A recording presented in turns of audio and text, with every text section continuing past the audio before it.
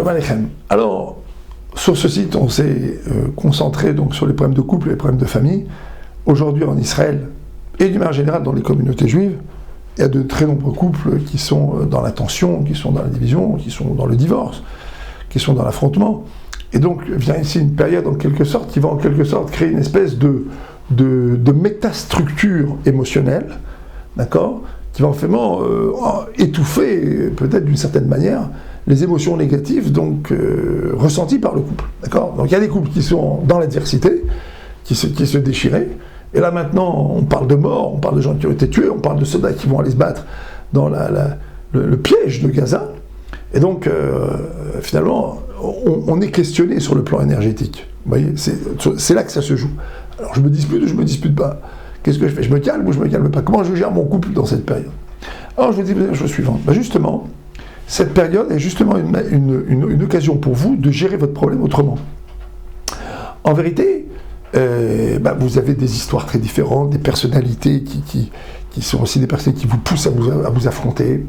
Vous avez vraiment très peu de contrôle émotionnel. Alors, des explosions avec des insultes, des mauvais mots, etc. Vous avez des conflits sous-jacents plus forts, parce que vous avez des héritages familiaux, cultures, comportements complètement différents. Et donc tout ça est importé dans la famille. Parfois, vous avez même des différents religieux.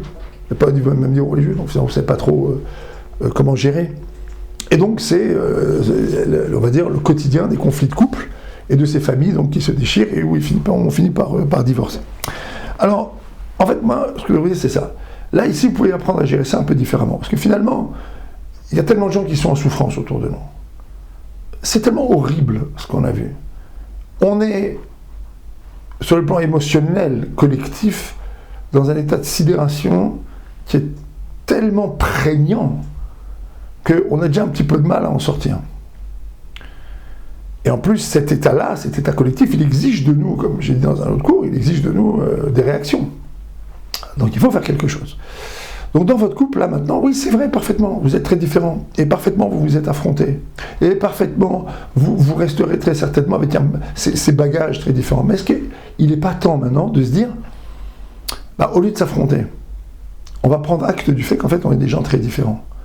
Dites-moi, je voudrais poser une question. Des gens très différents, ils ne peuvent pas être ensemble, ils ne peuvent pas vivre ensemble, ils ne peuvent pas partager, ils ne peuvent pas apprendre à gérer leurs différends de manière plus calme. Vous savez, le but du Shalom Bayit, le but de la thérapie de couple, c'est pas de mettre les gens d'accord, c'est de leur apprendre à être tranquillement en désaccord. Parce que c'est tout à fait normal qu'il y ait des gens qui viennent de familles différentes, d'espaces mentaux différents. La famille, c'est un espace mental. C'est des espaces mentaux complètement différents. Pourquoi voulez-vous que ces gens-là soient toujours d'accord sur tout? Justement, il faut apprendre à vivre avec des gens qui ne sont pas comme nous, qui ne pensent pas, font toujours la même chose que nous. Apprendre à vivre beaucoup plus tranquillement avec eux. Et puis, il y a aussi autre chose. Vous voyez, l'analogie avec la situation aussi est importante. Qu'est-ce qui se passe aujourd'hui, finalement, en Israël? Tout le monde va devoir faire son examen de conscience. Le Premier ministre, le chef du Mossad, le chef du Shabak, l'état-major, les politiques, les pour, les contre, les citoyens. En tout cas, tous ceux qui ont des responsabilités aujourd'hui doivent faire un examen de conscience. Et avant de commencer à faire la morale à l'autre, il faut qu'ils soient capables de se faire de la morale à eux-mêmes. C'est un peu la même chose dans un couple. Gérer différemment les conflits. Avant de commencer à agresser l'autre, posez-vous des questions. Et je vais vous donner 3 questions que vous pouvez vous poser. Et la réponse à ces 3 questions, vous allez voir, elle va calmer beaucoup de choses. Quand vous n'êtes pas d'accord, vous criez, vous insultez, vous avilissez, vous dénigrez. Ou alors vous exprimez tranquillement votre point de vue. Vous exprimez ce que vous pensez parce que vous pensez que c'est normal et c'est légitime d'exprimer ses émotions, ses ressentis, ses idées. Et donc l'autre aussi a le droit de parler. Et donc finalement, on peut ne pas forcément être d'accord, mais on peut calmer les choses et repousser la discussion à un autre moment et discuter dans d'autres termes. Comment vous vous comportez quand il y a une dispute? Commencez par réfléchir sur ça. Deuxième chose, quand vous êtes allé trop loin, à quelle vitesse vous vous excusez? À la vitesse des plaques tectoniques, avancées de quelques millimètres sur quelques siècles, ou alors à la vitesse de la lumière? La vitesse du pardon chez vous, quand il s'agit, vous, de vous excuser, c'est quelle vitesse? Deuxième question. Troisième question. Quand l'autre demande pardon, il demande vraiment pardon, vous pardonnez? Vous êtes capable de pardonner? Vous avez cette logique du pardon en vous? Alors vous voyez, la réponse à ces 3 questions, eh ben, c'est finalement le baromètre de votre capacité à gérer différemment les conflits. Parce que les conflits seront là. Vous voyez, par exemple, même dans la situation aujourd'hui, les gens disent Israël est uni, mais finalement, on sait bien qu'Israël est divisé. Israël est uni maintenant, parce que le peuple juif, il est intrinsèquement uni, et parce que dans ce genre de situation, tout le monde s'unit. Mais ensuite, pourquoi les différences politiques ne subsisteraient pas? Pourquoi il n'y aurait pas des différences? Pourquoi on devrait tous être d'accord? Et pourquoi on ne devrait pas se disputer sur nos désaccords? C'est la même chose dans la famille. On n'est pas d'accord. Il y a forcément des moments où on va exprimer ces désaccords. Il y aura toujours de la tension.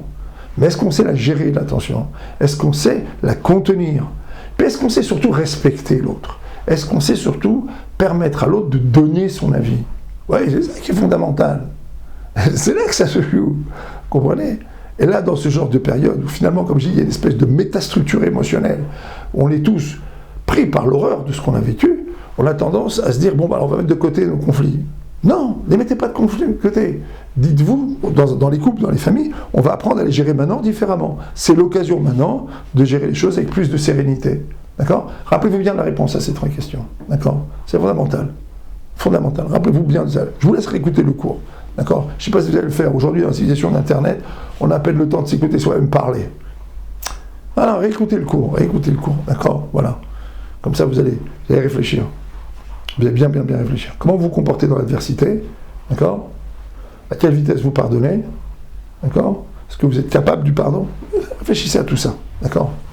Voilà. Et là, vous allez voir que l'outil numéro 1 de la gestion des conflits dans les familles, c'est la remise en cause personnelle. Parce que je vais vous dire un grand secret, mais il ne faut pas le répéter, hein, même ici. C'est que vous avez toujours raison. Dans les conflits de couple avec votre famille, je vous le garantis, vous avez toujours raison. D'ailleurs, tout le monde a raison. C'est comme dans la politique israélienne. Tout le monde a raison, ou alors tout le monde a tort. À vous décider. Non, vous avez toujours raison. Mais le problème, c'est, est-ce que vous êtes capable de vivre avec quelqu'un qui a tort? Est-ce que vous êtes capable de respecter la personne qui est en face de vous? À respecter vraiment, de lui donner de la légitimité. Bah, tout ça dépend de la gestion de vos énergies, de vos émotions et de votre personne. Est-ce que vous pardonnez? Est-ce que vous êtes capable de pardonner? Est-ce que vous êtes capable de donner de la place à l'autre dans une discussion? Est-ce que vous êtes capable d'échanger? Est-ce que vous êtes capable de connaître la légitimité d'une position? C'est là que ça se joue. Je vous laisse faire. Et je nous souhaite à tous bon courage. À bientôt.